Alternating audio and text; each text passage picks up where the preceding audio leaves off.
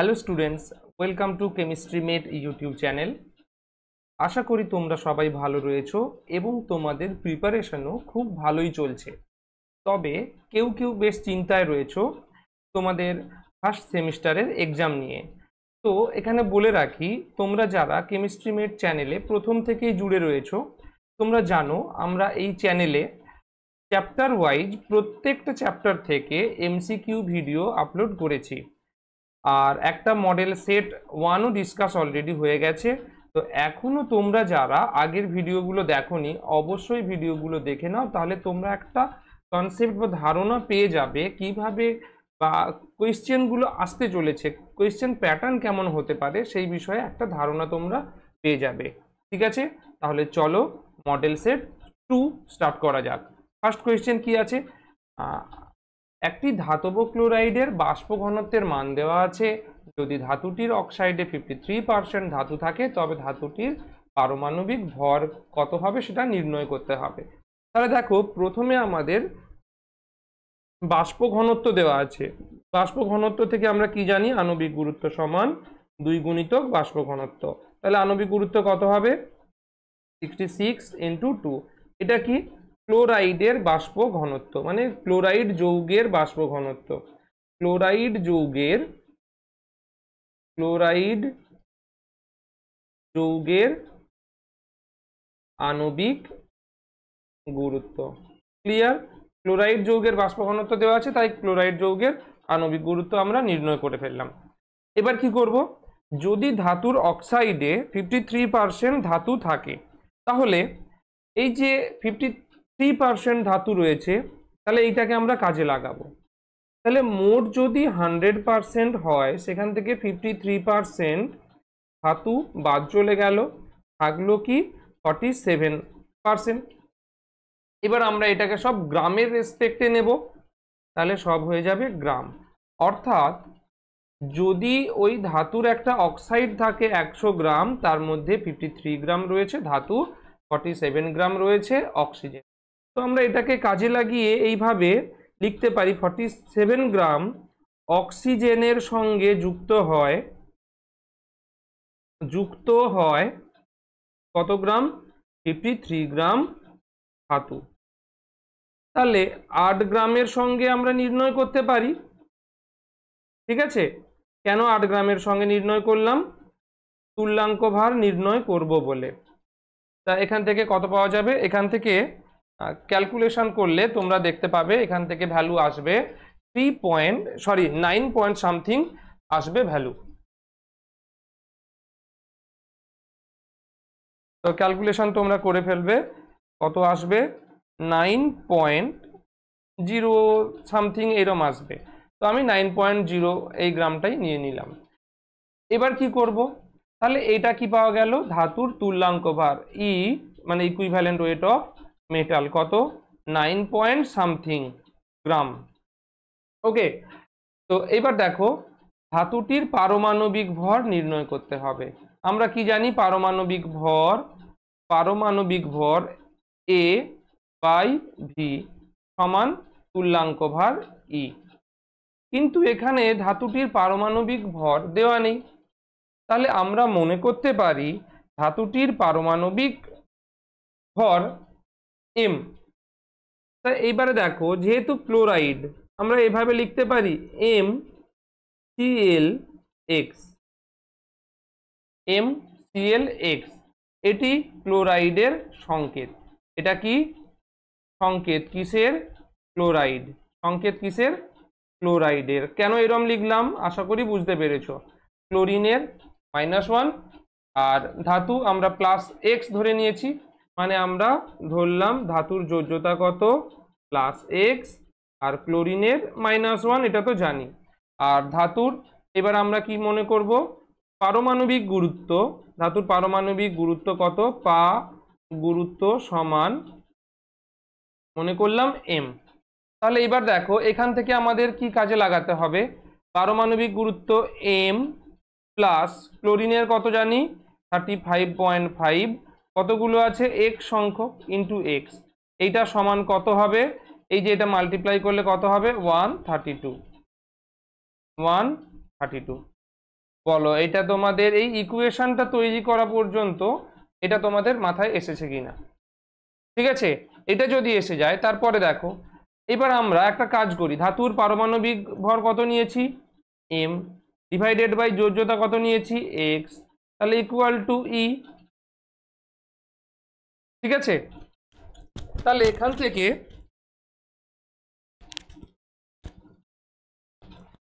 ইর মান কত বসাবো, ই পাওয়া গেল এখানে, তাহলে ইর মানটা বসিয়ে দিলাম কত 9, তাহলে m equal to 9x, equation তৈরি হয়ে গেল। এখানে m এর ভ্যালু বসাবো 9x plus 35.5x equal to 132। এখান থেকে তোমরা সহজে x ক্যালকুলেট করতে পারবে, তো x এর ভ্যালু আসবে অলমোস্ট 3। ক্লিয়ার? তাহলে x মানে যে যোজ্যতা কত নিয়েছিলাম ধাতুর, x ধাতুর যোজ্যতা ছিল, তাহলে ধাতুর যোজ্যতা আমরা বসাবো x কত 3, পারমাণবিক গুরুত্ব নির্ণয় করব, তাহলে a ইকুয়াল টু কি হবে, তুল্যাঙ্ক ভার পাওয়া গেল 9, তাহলে a ইকুয়াল টু 9 ইন্টু 3 মানে 27। ঠিক আছে, তাহলে 27.06 এইটা হবে এই যে ধাতু তার পারমাণবিক ভর বা পারমাণবিক গুরুত্ব। বোঝা গেছে আশা করি কিভাবে আমরা করেছি। তো এটা কি নিয়েছি, x নিয়েছি ধাতুর যোজ্যতা, ধাতুর যোজ্যতা নিয়েছি x, পারমাণবিক গুরুত্ব এখানে লেখা আছে m। ঠিক আছে, কিভাবে হয়েছে আশা করি বুঝতে পেরেছো। নেক্সট কি আছে, 1.6 গ্রাম মিথেনে ইলেকট্রনের সংখ্যা কত হবে। তো এটাকে আমরা আগে কি করব, 1.6 গ্রাম থেকে আমাদের যেটা রেগুলার নিয়ম, 1.6 থেকে আমরা তার আণবিক গুরুত্ব দিয়ে ডিভাইড করে কি নির্ণয় করব, মোল নির্ণয় করব।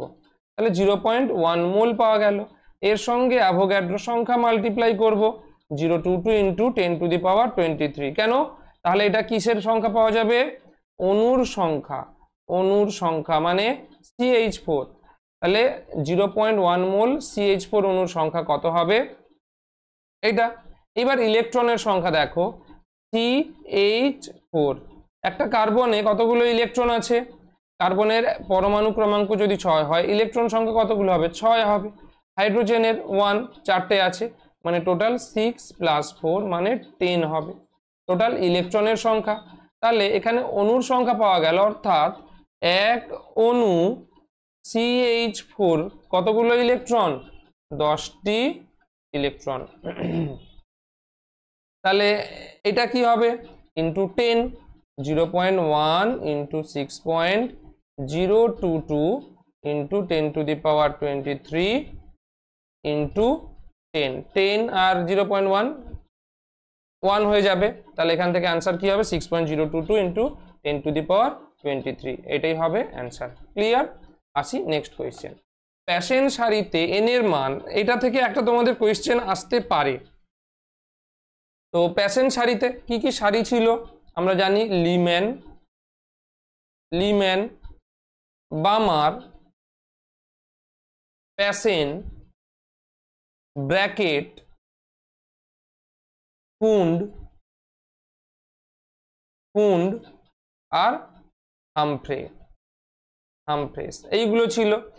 ইকুয়েশন কি ছিল, রিডবার্গের জেনারেল ইকুয়েশন কি ছিল, তরঙ্গ সংখ্যা সমান r into 1/n1 square minus 1/n2 square. তো n1 এর মান লিম্যানের ক্ষেত্রে 1, আর n2 এর মান কি হবে, ঠিক তার পরেরটা। বামারের ক্ষেত্রে n1 এর মান কত হবে, n1 equal to 2, R n2 কত হবে, ঠিক তার পরেরটা থেকে শুরু হবে, 3 4 5 থেকে শুরু হবে। আর প্যাশেনের ক্ষেত্রে n2 এর মান কি হবে, সরি হ্যাঁ n1 এর মান কি হবে 3, আর n2 এর মান কি হবে 3 এর পরের থেকে শুরু হবে, মানে 4 5 6 একটা একটা করে। লিম্যান হলে n1 ইকুয়াল টু 1, তাহলে n2 2 থেকে শুরু হবে, 2 3 4 5 6। ব্র্যাকেট হলে n1 হবে কত 4, আর n2 কত থেকে শুরু হবে 5 6 7, এইভাবে শুরু হবে। ঠিক আছে, তো আমরা দেখলাম এটা হবে প্যাশেন সারি, মানে n2 এর মান কত থেকে শুরু হবে, n এর মান শুরু হবে কত থেকে 3 4 5 থেকে শুরু হবে, সরি প্যাশেন সারি হবে, এটা নয় এটা নয়, এটা নয়, শুরু হবে কোনটা থেকে, 4 5 6 থেকে। n1 এর মান হবে 3, তাহলে অপশন সি হবে কারেক্ট আনসার। ওকে, চলো আসি নেক্সট কোয়েশ্চেন। নিচের কোনটির ক্ষেত্রে বোরের তত্ত্ব প্রযোজ্য হয়? বোরের তত্ত্ব প্রযোজ্য কি? For one electron system. তাহলে ওয়ান ইলেকট্রন সিস্টেম, এটাই তো বোরের ব্যর্থতা ছিল, মানে একটার বেশি ইলেকট্রন থাকলে বোরের সূত্র দিয়ে আমরা আর ইলেকট্রন বিন্যাস করতে পারবো না। তা এক ইলেকট্রন সিস্টেম কার আছে? হিলিয়ামের পরমাণু ক্রমাঙ্ক 2, তাহলে তার মানে কি প্লাস আছে, মানে কি একটা ইলেকট্রন কম আছে। হাইড্রোজেন পরমাণু ক্রমাঙ্ক 1, একটা প্রোটন আছে, প্লাস মানে কোনো ইলেকট্রন নেই। লিথিয়াম 3, তাহলে 3টে ইলেকট্রন আছে, তার মানে এটা হবে না। এলাইট মানে প্লাস, তার মানে কি এখানে দুটো ইলেকট্রন আছে, তাহলে এটাও হবে না, প্রযোজ্য হবে অনলি ফর 1। নেক্সট কোয়েশ্চেন কি আছে? ক্যালসিয়াম ফসফেটের মধ্যে P2O5 এর শতকরা পরিমাণ কত? ক্যালসিয়াম ফসফেট Ca3PO4 আগে এর আণবিক গুরুত্ব নির্ণয় করে নিতে হবে। এর আণবিক গুরুত্ব আশা করি সবাই জানো, 40 × 3 প্লাস 2 × 31 প্লাস 16 × 4। ঠিক আছে, বুঝতে পেরেছো নিশ্চয়ই? তাহলে এটা আসবে কত? আসবে 310। এবার এখানে P2O5 এর পরিমাণ কত আছে? P2O5 ফসফরাস কত? 31 × 2 প্লাস অক্সিজেন কত? 16 × 5। তো এখান থেকে কত হবে? 62 প্লাস 80, তো আসবে কত? 2 6 2 814 40। তাহলে এবার যদি আমরা পার্সেন্টেজ ক্যালকুলেশন করি, পার্সেন্টেজ অফ P2O5 কি দেখতে পাবো? 142 divided by 310 into 100%, sorry into 100%। এটা কত আসবে? ক্যালকুলেশন করলে হবে 45.8%।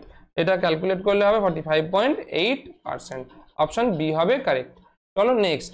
হাইড্রোজেনের প্রথম বোর কক্ষে একটি ইলেকট্রনের গতিবেগ। ইলেকট্রনের গতিবেগ রাশিমালা কি? আচ্ছা আমি আগে পরপর করে রাশিমালাগুলো লিখে যাই। আর এর রাশিমালা কি ছিল? n²h² divided by 4π² mz²। শক্তির রাশিমালা কি ছিল? -2π² mz² e⁴ divided by n²h²। আর গতিবেগের রাশিমালা কি ছিল? 2πz² divided by nh। এবার যদি আমরা প্রথম কক্ষ হয় সেখানে n এর মান 1 বসাবো, এইভাবে চলতে থাকে। তো আমরা এখানে এতগুলো নিয়ে ডিসকাস করব না, ডিরেক্ট লিখে দেবো vn ইকুয়াল টু কি হবে? v1 × 1/n। দেখো n কোথায় আছে? হরে আছে, অর্থাৎ ডিনোমিনেটরে আছে। তাহলে n v1 এর ভ্যালু কত দেওয়া আছে? 2.19 × 10⁶ m/s ইন্টু 1/n মানে কত? দ্বিতীয়, তাহলে 2 হবে। তাই এটাকে 2 দিয়ে ডিভাইড করলে কত হবে? 1.09 × 10⁶। অপশন 1 হবে কারেক্ট। Next question. 1 গ্রাম ভরের একটি কণা 100 মিটার/সেকেন্ড বেগে গতিশীল। ডি ব্রগলি তরঙ্গ দৈর্ঘ্য। ডি ব্রগলির সমীকরণ lambda equal to h/mod of P, or আমরা জানি লিখতে পারি h/m × v, m × v। Mod P মানে কি? মোমেন্টাম, বা আমরা বলতে পারি ভরবেগ। mv মাল্টিপ্লাই করে দেব 6.626 × 10⁻³ এটা কি? h এর value joule × second divided by mass কত আছে? 0.01। কেন নিলাম? 1 গ্রাম ডিভাইডেড বাই 1000, তাহলে 0.01 হয়েছে, ইন্টু 100 মিটার। আচ্ছা এটাও কেজিতে নিলাম, এটাও m/s এ নিলাম। তো এটা ক্যালকুলেট করলে কি হবে? এটার সাথে এটা ক্যালকুলেট করলে আমরা দেখব 0.1 হয়ে যাবে, এটা 0.1 হয়ে যাবে। 6.626 × 10⁻³ একটা 0 কেটে গেলে কত হবে? 35 হয়ে যাবে। ক্লিয়ার? তাহলে আমরা দেখতে পেলাম কত হয়েছে, ডিভাইডেড বাই 10, এটা চলে গেল উপরে, চলে গেল মাইনাস হয়ে যাবে। 6.626 × 10⁻³ আর ইন্টু এটা উপরে গেলে 10, মানে 33 হবে। 33 এইটা হবে আনসার, অপশন এ। নেক্সট কি আছে? একটি ইলেকট্রনের ভরবেগের অনিশ্চয়তা দেওয়া আছে। ভরবেগের অনিশ্চয়তা মানে ডেল পির ভ্যালু দেওয়া আছে, কত সেটা? দেওয়া আছে 1 into 10⁻⁻5 KG meter per second. আমরা কি জানি হাইজেনবার্গের অনিশ্চয়তা নীতি del X into del P greater than equal to h/4 pi. তো সিম্পল ভ্যালু বসিয়ে দেব। ডেল পির ভ্যালু কত আছে, তাহলে del x equal to h/4 pi into del P. Okay, তো এখান থেকে কি বসাবো 6.626 divided by 4 into pi into পির ভ্যালু কত 1 ইন্টু 10⁻⁻5। দেখো এটা কি হবে, ক্যালকুলেশন করলে কত অ্যান্সার আসবে 5.27 ইন্টু 10⁻⁻30 5.27 ইন্টু 10⁻⁻30। ওকে, 10⁻⁻30, তাহলে অপশন হবে সি কারেক্ট অ্যান্সার। ঠিক আছে, তোমরা অবশ্যই ক্যালকুলেশনগুলো নিজেরা ভিডিও পজ করে দিয়ে করতে থাকবে। ওকে, আগে তোমরা ভিডিও নিজেরা পজ করে ক্যালকুলেশন করবে, তারপর অ্যান্সার মিলিয়ে নেবে। চলো নেক্সট কোয়েশ্চেন। একটি নির্দিষ্ট শক্তি স্তরে ভেদন ক্ষমতা আমরা জানি S greater than P greater than D greater than F. তাহলে S greater than P greater than কোথায় আছে, S greater than P greater than D greater than F, option A হবে কারেক্ট। নেক্সট, নিচের কোন ইলেকট্রন বিন্যাস সর্বাপেক্ষা বেশি electropositive? দেখো এখানে 2s1 2s, আচ্ছা কি আছে আগে দেখো, হিলিয়াম 2s1, তার মানে এখানে বুঝতেই পাচ্ছি এটা 2 নম্বর পর্যায়ে আছে, এটাও 2 নম্বর পর্যায়ে। হিলিয়াম 2s2 এটাও 2 নম্বর পর্যায়ে আছে। এটা দেখো 6 পর্যায়ে আছে, মানে 6 নম্বর পর্যায়ে আছে। তাহলে সব থেকে বেশি ইলেকট্রোপজিটিভ এটাই হবে। কারণ কি, যত আমরা উপর থেকে নিচের দিকে নামতে থাকবো তত পরমাণুর আকার বেশি হতে থাকবে। আর দেখো 6s মানে এখানে 6টা পর্যায়ে, সরি 6 নম্বর পর্যায়ে আছে। তাহলে এর সর্ববহিস্থ কক্ষপথ থেকে একটা ইলেকট্রন রিমুভ করার জন্য খুব বেশি শক্তির প্রয়োজন হবে না। ওকে, তাহলে সহজে ইলেকট্রন দানের মাধ্যমে ধনাত্মক আধান তৈরি করতে পারবে। ওকে, অপশন সি হবে কারেক্ট। নেক্সট কোয়েশ্চেন, 4p ও 3p কক্ষকের রেডিয়াল নোডের সংখ্যা কত? ফর্মুলা কি রেডিয়াল নোড, n-l-1 বসিয়ে নেবে। আর অ্যাঙ্গুলার নোড, এটা কি রেডিয়াল নোড, এটা হলো রেডিয়াল নোড। অ্যাঙ্গুলার নোডের ফর্মুলা কি এল, এটা কি অ্যাঙ্গুলার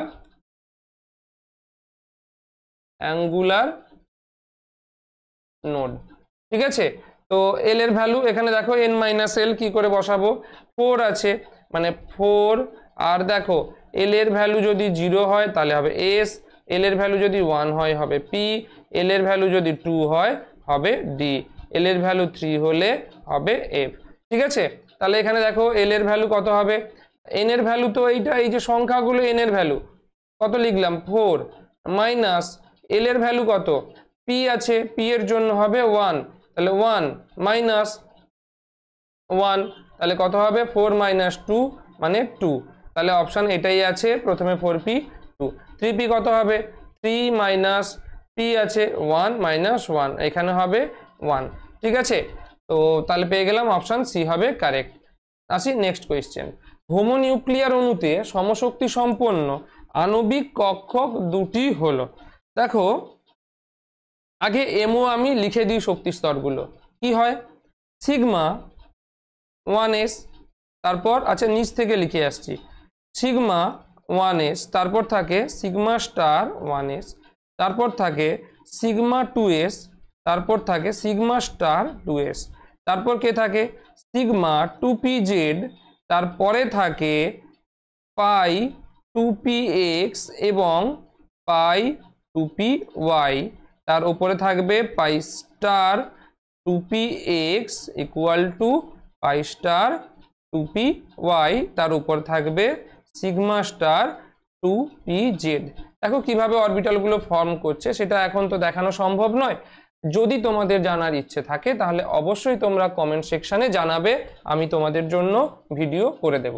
ওকে, তাহলে দেখো সমশক্তি সম্পন্ন কি থাকলো পাই, তো এখানে দেখো পাই কোথায় আছে, দুটো পাই, এই যে অপশন বি তে দেখো দুটো পাই আছে।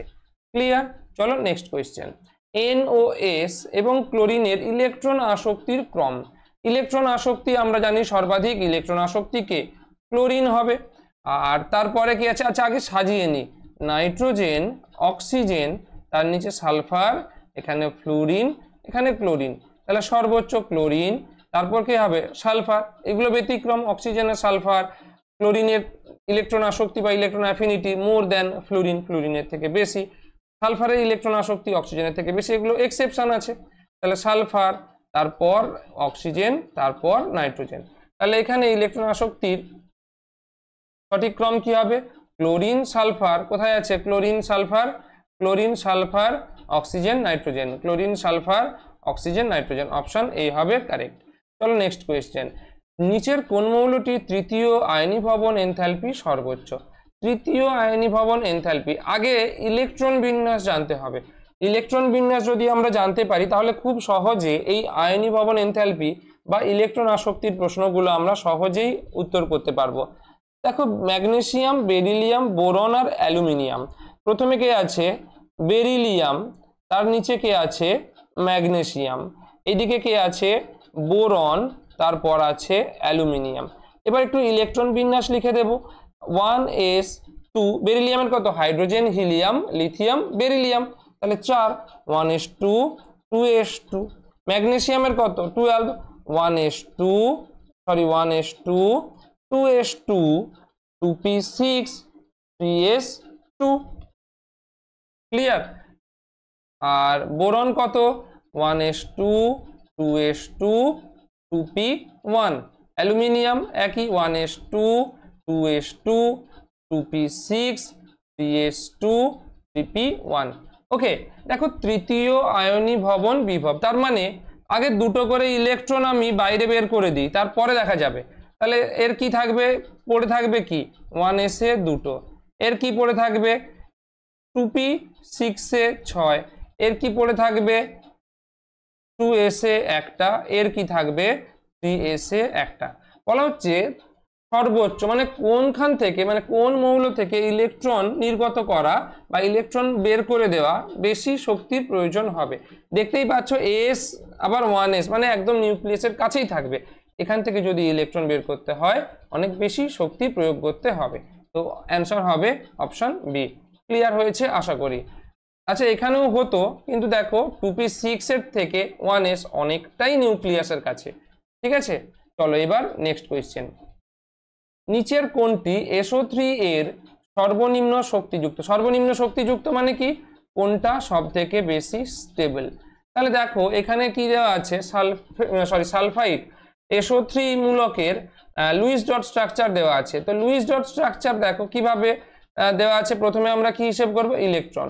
সালফারের যোজ্যতা কক্ষে কতগুলো 6টা, অক্সিজেনের যোজ্যতা কক্ষে কতগুলো 6টা, তার মানে 6 3 18, 6 3 18 আর 6 মোট 24টা ইলেকট্রন বসাতে হবে।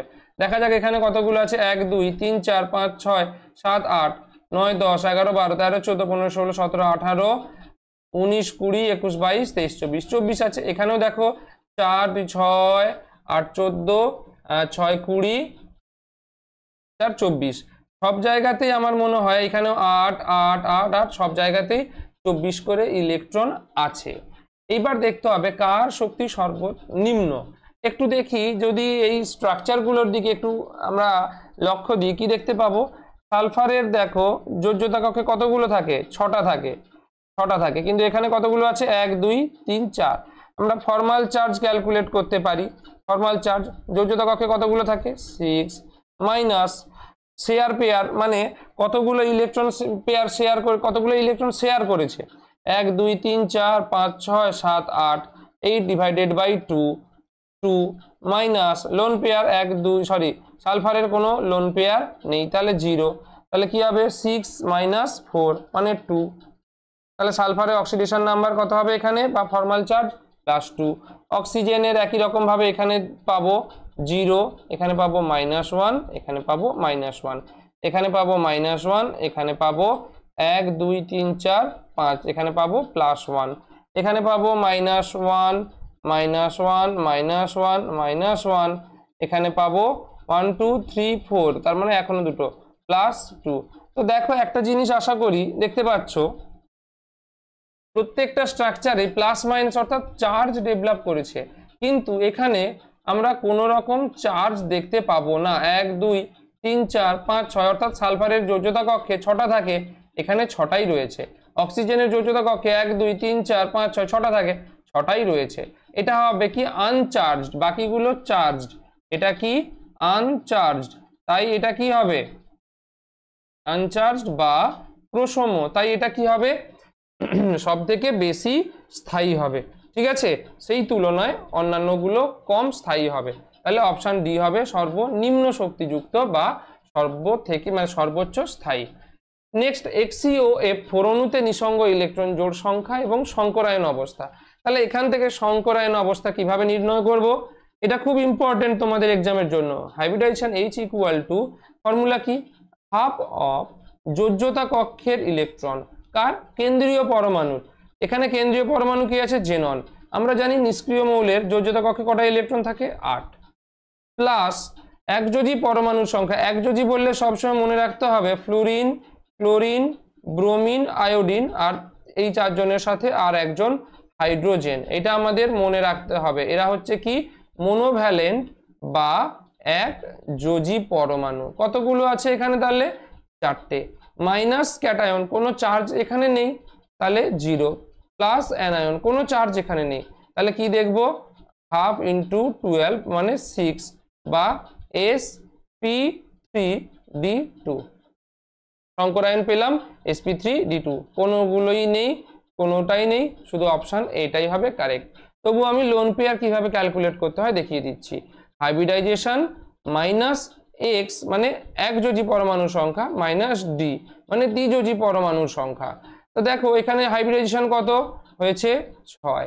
একযোজী পরমাণু কতগুলো আছে, ফ্লুরিন 4টে আছে, তাহলে 4, মাইনাস d দ্বিযোজী পরমাণু। কে কে হয় দ্বিযোজী পরমাণু, অক্সিজেন, সালফার, সেলেনিয়াম, মানে 16 নম্বর গ্রুপে যারা থাকে তারা হচ্ছে সব দ্বিযোজী পরমাণু। অক্সিজেন, সালফার, সেলেনিয়াম, টেলুরিয়াম আর পোলোনিয়াম। ঠিক আছে, তো তাহলে এখান থেকে অক্সিজেন দেখলাম কটা আছে, একটা। কত পাবো, 6 - 5 হবে 1, তাহলে 1 ও sp3d2, এ হবে কারেক্ট আনসার। চলো নেক্সট, BF3 অণুটি সমতলীয় কিন্তু NF3 পিরামিডীয়, কারণ কি। তাহলে BF3 অণুর আকৃতি কিসের উপর নির্ভর করে, তার হাইব্রিডাইজেশনের উপর। কিসের উপর, হাইব্রিডাইজেশন। আমরা হাইব্রিডাইজেশন নির্ণয় করব H equal to half into formula বলে দিলাম, কেন্দ্রীয় পরমাণু কি আছে, বোরন, কতগুলো ইলেকট্রন, 3, প্লাস একযোজী পরমাণুর সংখ্যা 3, তার মানে এটা পাবো 3, অর্থাৎ sp2 হাইব্রিডাইজ মানে আকার কিরম হবে, বি বি, এইদিকে এফ এফ এফ, মানে সমতলীয়। সমতলীয় কি সমতলীয়, ট্রায়াঙ্গেল। ট্রায়াঙ্গেল মানে ত্রিকোণীয়। ট্রায়াঙ্গেল মানে ত্রিকোণীয় সমতলীয়। ত্রিকোণীয় সমতলীয়। ত্রিকোণীয় সমতলীয়। ঠিক আছে, তাহলে sp2। এবার লোন পেয়ার কতগুলো আছে, l equal two h minus x minus D. h কত, 3, মাইনাস একযোজী পরমাণুর সংখ্যা 3, দ্বিযোজী পরমাণু কেউ আছে, oxygen, sulphur, selenium, tellurium, polonium, কেউ নেই, তার মানে 3 - 3 ইকুয়াল টু 0। তাহলে এই জন্য সমতলীয়, ত্রিকোণীয় সমতলীয়।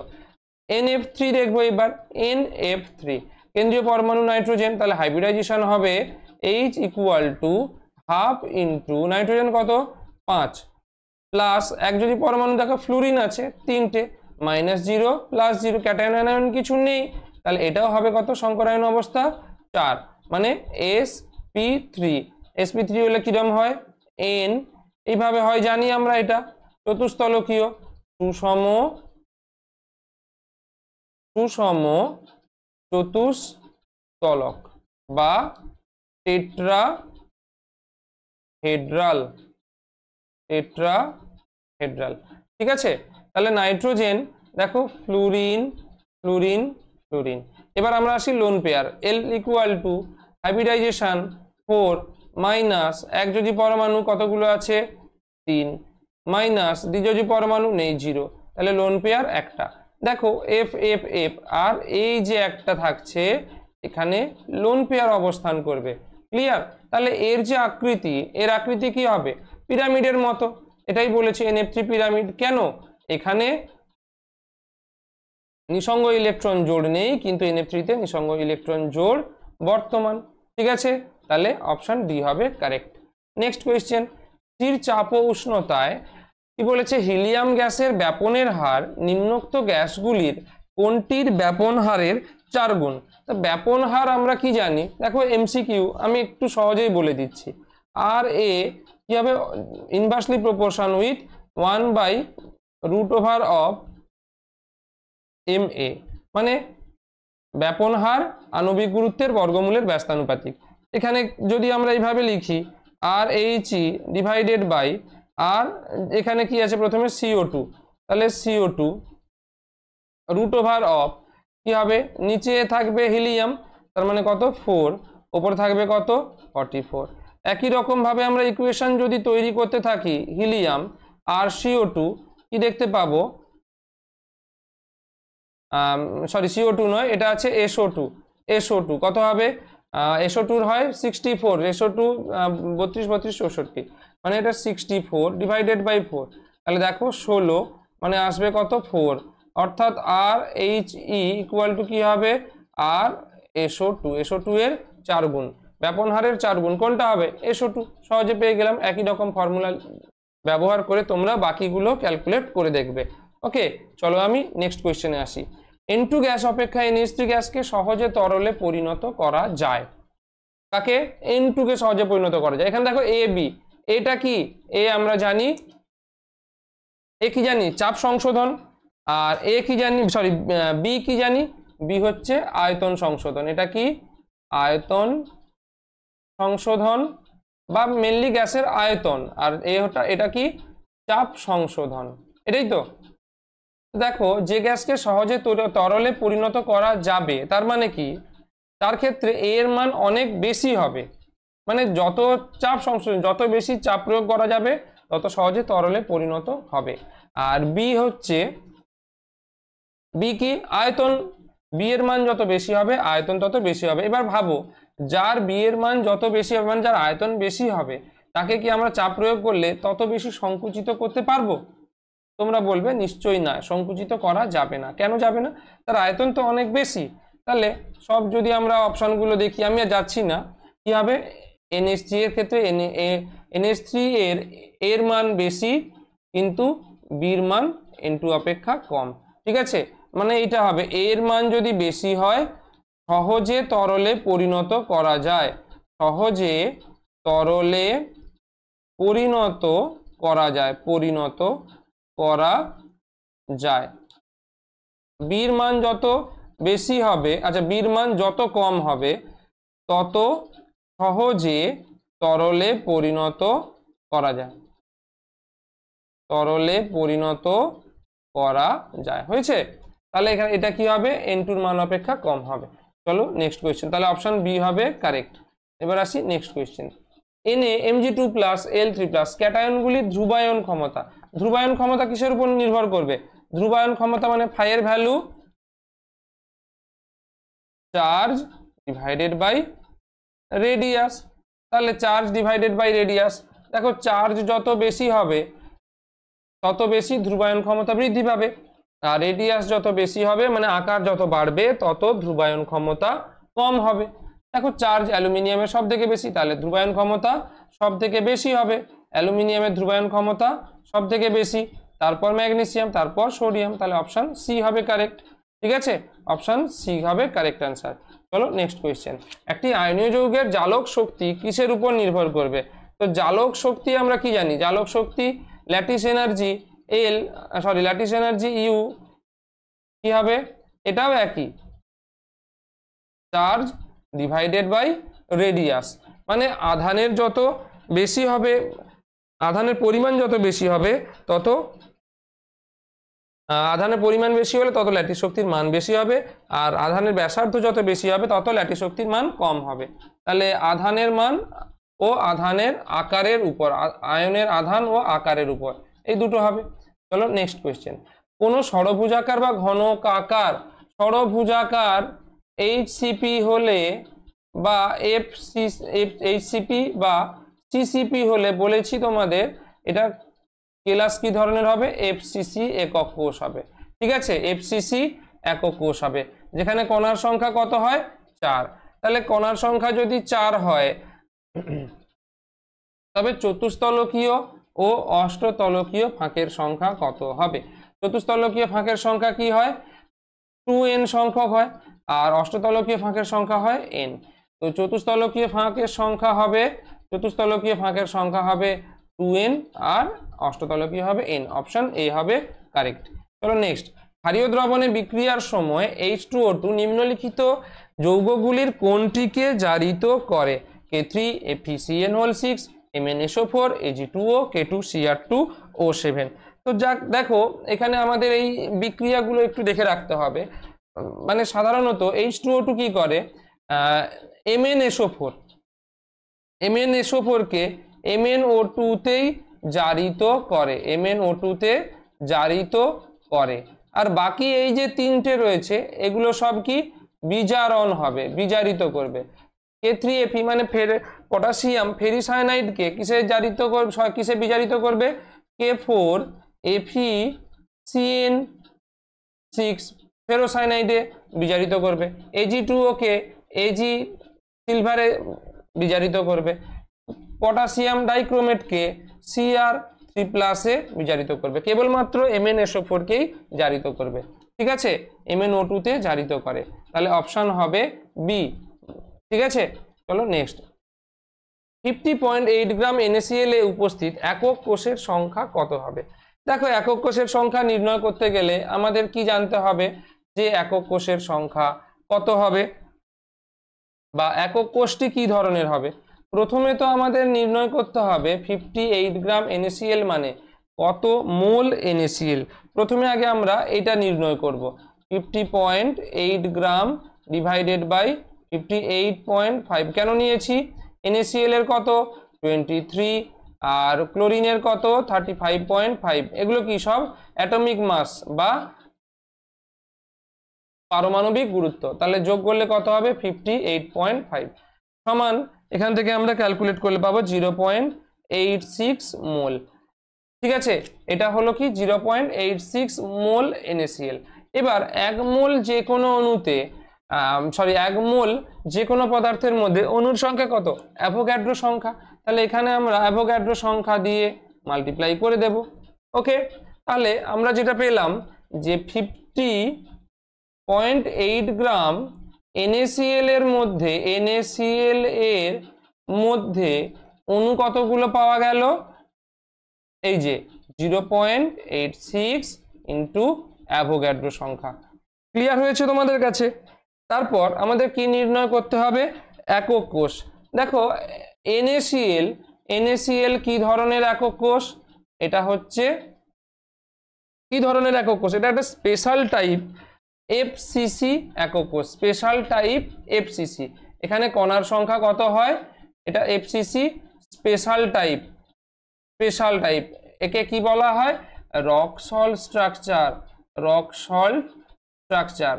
আচ্ছা, একটু বলে রাখি, আমাদের চ্যানেলে আমরা অলরেডি এই যে প্রথম চ্যাপ্টার মানে পদার্থের কঠিন অবস্থা থেকে কিছু নিউমেরিক্যালস করে দিয়েছি। ঠিক আছে, এখানে প্রায় 12-14 রকম, মানে যত টাইপের নিউমেরিক্যালস আসতে পারে সব নিউমেরিক্যালস করে দেওয়া আছে। তোমরা চাইলে সেই ভিডিও দেখে নিতে পারো, তাহলে তোমাদের এই পদার্থের কঠিন অবস্থা থেকে নিউমেরিক্যালসগুলো আশা করি কোনো ডাউট থাকবে না। ঠিক আছে, আচ্ছা চলো যেটা বলছিলাম, তাহলে এটা স্পেশাল টাইপ। এটা কি? Rock salt type structure. তাহলে এখানে কণার সংখ্যা কত হবে? কণার সংখ্যা হয়, একক কোষে কণার সংখ্যা হয় 4টি। তো এইবার আমরা এইভাবে হিসেব করব, 4টি কণা থাকে একটি একক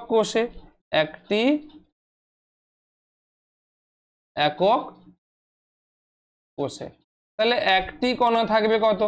1/4টি একক কোষে। ক্লিয়ার? আর এখানে মোট কতগুলি কণা? 0.86 ইন্টু 0.86 ইন্টু অ্যাভোগাড্রো সংখ্যা Na। এটা ক্যালকুলেট করলে তোমাদের আসবে ভ্যালু কত? আসবে 1.5 আচ্ছা, এটা ক্যালকুলেট করলে কত আসবে, একটু ক্যালকুলেশনটা করে নাও। 0.86 into 6.022 into 10⁻23 divided by 4, 1.29 into 10⁻23। তাহলে অপশান আসবে অপশান বি 1.3। কত, 1.29 ইন্টু 10⁻23। তো এটা আমরা অ্যাপ্রক্স ধরে নেব কত, 1.3 ইন্টু 10⁻23। ঠিক আছে, চলো আসি নেক্সট কোয়েশ্চেন। আয়তন মাত্রায় মার্ক পার হাইড্রোলের শক্তি কত হবে? দেখো মার্কের পার হাইড্রোল কি আগে সেটা জানতে হবে। দেখো 30% H2O2 এর জলীয় দ্রবণকে বলা হয় মার্কের পার হাইড্রল। মার্কের পার হাইড্রল, ঠিক আছে। আবার এই এখানে বলছে আয়তন মাত্রায়, আয়তন মাত্রা দেখো 1% H2O2 আয়তন হিসেবে কত হয়, আয়তন হিসেবে হয় 3.294 ml বা আয়তন। তাহলে এখানে কত, 30% H2O2 কি হবে, তাহলে মাল্টিপ্লাই করতে হবে অ্যাপ্রক্স 39 ওই 98 এইরকমটাই আসবে। ওকে, তাহলে কত হবে মাল্টিপ্লাই করলে, আচ্ছা একবার মাল্টিপ্লাই করে নেওয়া যাক। তাহলে 30 ইন্টু 3.294 কত আসছে, 98.82, 98.8। ঠিক আছে, আশা করি বোঝা গেছে। নেক্সট, নিচের কোনটি লুইস অ্যাসিড হিসেবে সবচেয়ে শক্তিশালী? দেখো লুইস অ্যাসিড হিসেবে, লুইস অ্যাসিড কাদের বলা হবে? লুইস অ্যাসিড, এখানে বোরন দেখো, লুইস অ্যাসিড যাওয়ার আগে বোরনের একটু হাইব্রিডাইজেশন জেনে নেব।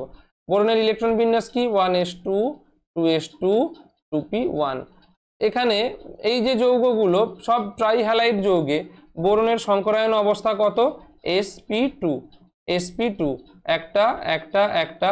আর এই যে আনহাইব্রিডাইজড বা ভ্যাকেন্ট পি পড়ে থাকলো, ভ্যাকেন্ট পি, এখানে কি হয়, কোনো লিগ্যান্ড বা কোনো মূলক এরা কি করে, তাদের ইলেকট্রন দিয়ে বন্ধন গঠন করতে পারে, সেই জন্য এদের বলা হয় লুইস অ্যাসিড। এটা একটু আমাদের এই কনসেপ্টটা জেনে রাখতে হবে, কারণ এখন আমাদের ফার্স্ট সেমিস্টারে লুইস অ্যাসিড পড়া হয়নি। লুইস অ্যাসিড কাদের বলা হবে, যেসব পদার্থ সহজে ইলেকট্রন পেয়ার ইপি গ্রহণ করতে পারে। ওকে, তো দেখো বোরনের এই যে ভ্যাকেন্ট পি থাকছে, তাহলে এ ইলেকট্রন গ্রহণ করতে পারে, তাহলে একে আমরা কি বলবো, লুইস অ্যাসিড। এরকম আরো একটি অ্যাসিড হলো বলে দিচ্ছি, অ্যালুমিনিয়াম ক্লোরাইড AlCl3। তো এইবারে দেখো, তাহলে বোরনের ভ্যাকেন্ট পি অরবিটাল রয়েছে, তাহলে এ কি করতে পারে, ইলেকট্রন গ্রহণ করতে পারে। কিন্তু এই যে ফ্লুরিন, এর নিঃসঙ্গ ইলেকট্রন জোড় ব্যবহার করে এ কি করতে পারে, এই ভ্যাকেন্ট পি অরবিটালকে ব্যবহার করে বোরন ফ্লুরিন ডবল বন্ড গঠন করতে পারে। এটা খুব ইম্পর্টেন্ট, VI। এখানে এই যে বন্ড গঠন হয়েছে, এটাকে বলা হয় পাই ব্যাক বন্ডিং, পাই ব্যাক বন্ডিং, পাই ব্যাক বন্ডিং। ঠিক আছে, এটা খুব ইম্পর্টেন্ট। এইবার দেখো fluorine chlorine bromine iodine, fluorine chlorine bromine iodine, যত আমরা উপর থেকে নিচের দিকে নামতে থাকবো কি আছে, এখানে 2p, এখানে 3p, 4p, 5p। দেখো বোরনের নিজের আছে 2p, তার সঙ্গে ফ্লুরিনের 2pটাই ভালো ওভারল্যাপ হবে। এই তুলনামূলক এখানে যদি ব্রোমিন ব্যবহার করা হয় বা ক্লোরিন ব্যবহার করা হয়, তাহলে এই যে ওভারল্যাপের পরিমাণটা বা পাই ব্যাক বন্ডিং করার যে প্রবণতা, সেটা ধীরে ধীরে কমতে থাকবে। তাহলে পাই ব্যাক বন্ড গঠন করার প্রবণতা সব থেকে বেশি হবে কোন ক্ষেত্রে, BF3 এর ক্ষেত্রে। তারপর যত উপর থেকে নিচের দিকে নামতে থাকবো, তত পাই ব্যাক বন্ড গঠন করার প্রবণতা ধীরে ধীরে কমতে থাকবে। ঠিক আছে, তো কি দেখবো তাহলে, যত Bi3 মানে বোরন আয়োডাইডের ক্ষেত্রে, বোরন ট্রাই আয়োডাইডের ক্ষেত্রে দেখব এখানে আর পাই ব্যাক বন্ড গঠন হবে না, অর্থাৎ এই অরবিটাল বা পি ভ্যাকেন্ট পি শূন্য থাকবে, সেখানে সহজেই ইলেকট্রন জোড় দানের মাধ্যমে ব্যাক বন্ডিং মানে ইলেকট্রন জোড় গ্রহণের মাধ্যমে লুইস অ্যাসিড হিসেবে আচরণ করতে পারে। আবার বলছি, বোরন আয়োডাইডের ক্ষেত্রে, বোরন ট্রাই আয়োডাইডের ক্ষেত্রে পাই ব্যাক বন্ডিং উপযুক্ত হয় না, ফলে সেখানে যে কোনো মূলক বা আমরা বলবো লিগ্যান্ড সহজে লোন পেয়ার দান করতে পারে, বা উল্টো দিক থেকে যদি বলি বোরন আয়োডাইড সহজে ইলেকট্রন গ্রহণ করতে পারে, লিগ্যান্ড বা মূলকের কাছ থেকে সহজে ইলেকট্রন গ্রহণ করতে পারে কে? Boron try iodide. তাই সব থেকে শক্তিশালী হবে এইটা, আর সব থেকে কম হবে Pf3, কারণ কি? পাই ব্যাক বন্ডিং। বোঝা গেছে? আসি নেক্সট কোয়েশ্চেন। অনার্দ্র অ্যালুমিনিয়াম ক্লোরাইড সম্পর্কে নিচের কোন উক্তিটি সঠিক? তো অ্যালুমিনিয়াম ক্লোরাইড অনুরূপে অবস্থান করে না, কারণ এটা খুবই একটা ইম্পর্টেন্ট, এটা ডাইমার হিসেবে অবস্থান করে, ডাইমার হিসেবে এভাবে অ্যালুমিনিয়াম Al2Cl6 অ্যালুমিনিয়াম হেক্সাক্লোরাইড মানে ডাইমার হিসেবে অবস্থান করে। নর্মাল কেমন হয়? অ্যালুমিনিয়াম Cl এখানে একটা Cl, অ্যালুমিনিয়াম এইভাবে Cl এরা কি করবে? ঠিক আছে, অ্যালুমিনিয়াম ক্লোরাইড এরা ডাইমার হিসেবে অবস্থান করবে। তো কিভাবে হবে? Al আসলে সময় খুব কম, তাই আমি একটু তাড়াহুড়ো করছি। Cl ঠিক আছে, অ্যালুমিনিয়াম কি করে? অ্যালুমিনিয়াম ক্লোরাইড ডাইমার হিসেবে অবস্থান করে, না দেখালেই নয়। এটি একটু আগে বললাম, লুইস অ্যাসিড কেন? ইলেকট্রন জোড় গ্রহণ করতে পারে। 100 ডিগ্রি সেলসিয়াস উষ্ণতায় ঊর্ধ্বপাতিত হয় না কত? 473 কে, মানে প্রায় 200 ডিগ্রি সেলসিয়াস হলে তখন ঊর্ধ্বপাতিত হয়। তাহলে পড়ে রইল কোনটি? এটা সহজে আর্দ্র বিশ্লেষিত হয় না, এটাই ঠিক হবে। ঠিক আছে, চলো নেক্সট কোয়েশ্চেন। আচ্ছা, কোনটি সঠিক নয়? তার ক্ষেত্রে পরমাণু ক্রমাঙ্ক বৃদ্ধির সঙ্গে ধাতুগুলির তড়িৎ ধনাত্মক চরিত্র হ্রাস পায়। যত ধাতুগুলির পরমাণু ক্রমাঙ্ক বৃদ্ধি পায় তত তড়িৎ ধনাত্মক তড়িৎ ধনাত্মক চরিত্র কমতে থাকে, কিন্তু চরিত্রগুলি ধীরে ধীরে বৃদ্ধি পেতে থাকে। এটা আমরা জানি উপর থেকে নিচের দিকে দেখো, লিথিয়াম সব থেকে তড়িৎ ধনাত্মক কম, সোডিয়াম একদম শেষে যে আছে সিজিয়াম কি হবে? সহজে মানে সব থেকে উচ্চ তড়িৎ ধনাত্মক ধাতু, মানে যত পরমাণু ক্রমাঙ্ক বৃদ্ধি পাচ্ছে তত তাদের তড়িৎ ধনাত্মক চরিত্র ধীরে ধীরে বৃদ্ধি পাচ্ছে, কিন্তু এখানে দেওয়া আছে হ্রাস পায়, তাহলে এটাই হবে ভুল। পটাশিয়ামকে তো ছুরি দিয়ে কাটা যায়, এটাও ঠিক। ক্ষার ধাতুগুলি বিজারক, এটাও ঠিক। তড়িৎ ঋণাত্মকতা, এটাও ঠিক। তাহলে অপশান এ হবে কারেক্ট। নেক্সট কোয়েশ্চেন, লিথিয়ামের হ্যালাইডগুলির ক্ষেত্রে সমযোজী চরিত্র হ্রাসের সঠিক ক্রম কি হবে? তো এদের ক্ষেত্রে সমযোজী চরিত্র হ্রাসের সঠিক ক্রম দেখো, এটা ফ্যাজান্সের রুল অনুযায়ী, অ্যাকর্ডিং টু ফ্যাজান্স রুল কি জানি? লিথিয়াম প্রত্যেকের ক্ষেত্রে আকৃতি সেম, কিন্তু ক্যাটায়নগুলোর মানে ক্যাটায়নের আকার স্থির থাকলেও অ্যানায়নের আকার বৃদ্ধি পাচ্ছে। ফ্লুরিন যেমন ছিল ছোট আকৃতির, ক্লোরিন একটু বড়, ব্রোমিন আর একটু বড়, আয়োডিন আর একটু বড়। অ্যানায়নের আকার যত বেশি হবে তত অ্যানায়ন ধ্রুবায়িত হওয়ার প্রবণতা বেশি। যেহেতু আয়োডিনের আকার বড়, তাই এ সবথেকে বেশি ধ্রুবায়িত হবে। যত বেশি ধ্রুবায়িত হবে সমযোজী চরিত্র তত বেশি বৃদ্ধি পাবে। তাহলে LiI সবথেকে সর্বাধিক সমযোজী চরিত্র, তাহলে LiI সর্বাধিক। তারপর দেখো ব্রোমিন একটু কম, ব্রোমিন, তারপর Cl, তারপর ফ্লুরিন। ওকে, তাহলে সমযোজী চরিত্র হ্রাসের ক্রম অপশন এ। এইবার আসি নেক্সট কোয়েশ্চেন। কোন ধাতুটির সালফেট লবণের জলে দ্রাব্যতা সব থেকে বেশি? দ্রাব্যতা কি হবে? উপর থেকে নিচে দ্রাব্যতা ধীরে ধীরে হ্রাস পেতে থাকে। ওকে, দ্রাব্যতা সব মানে উপর থেকে নিচে দ্রাব্যতা কি হয়? সালফেট এর দ্রাব্যতা কি হয়? সালফেট লবণের দ্রাব্যতা হ্রাস পেতে থাকে উপর থেকে নিচের দিকে। তাহলে সব থেকে কম কার হবে? স্ট্রনসিয়াম। সব থেকে বেশি কার হবে? কে কে আছে? Beryllium, magnesium, calcium, strontium, barium, radium. তাহলে সব থেকে দ্রাব্যতা বেশি কি হবে? এখানে বেরিলিয়াম নেই, এখানে আছে ম্যাগনেসিয়াম। তাহলে কারেক্ট অ্যান্সার হবে option D, magnesium. Next question. কার্বনের একটি অক্সাইড অ্যামোনিয়ার সাথে, তো এখানে বুঝতেই পারছি কার্বনের একটি অক্সাইড ইউরিয়া তৈরি করবে মানে CO2। তার মানে কোথা থেকে CO2 উৎপন্ন হবে না? কার্বনেট থাকলে এখানে তো CO2 হবেই হবে, বাইকার্বনেট এটাও CO2 হবে, এখানেও CO2 হবে, তাহলে এখানে হবে না, এখানে কি হবে? CaC2 plus CO, carbon monoxide তৈরি হবে। Option B correct answer.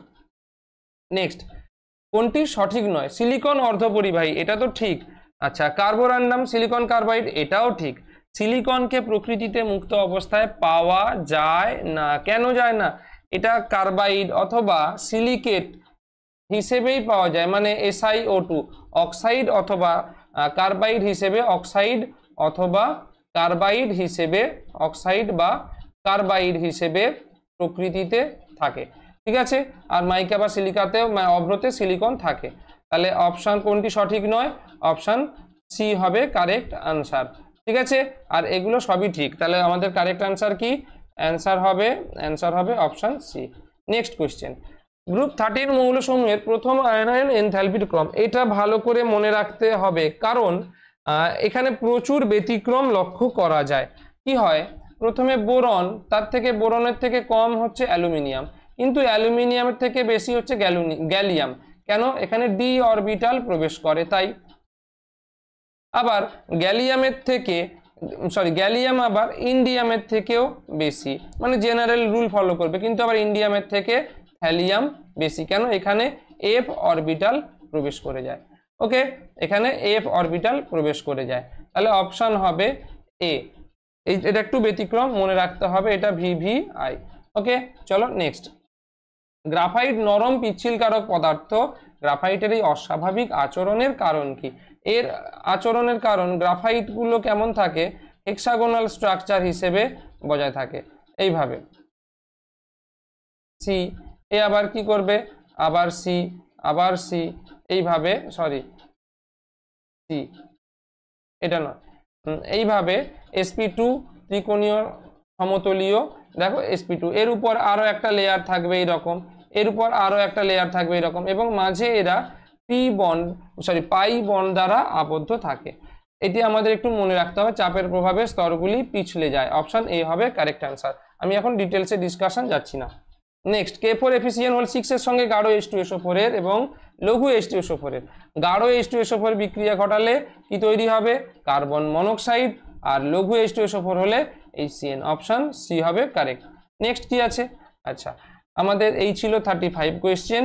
আশা করি তোমরা সলিউশন পেয়ে গেছো।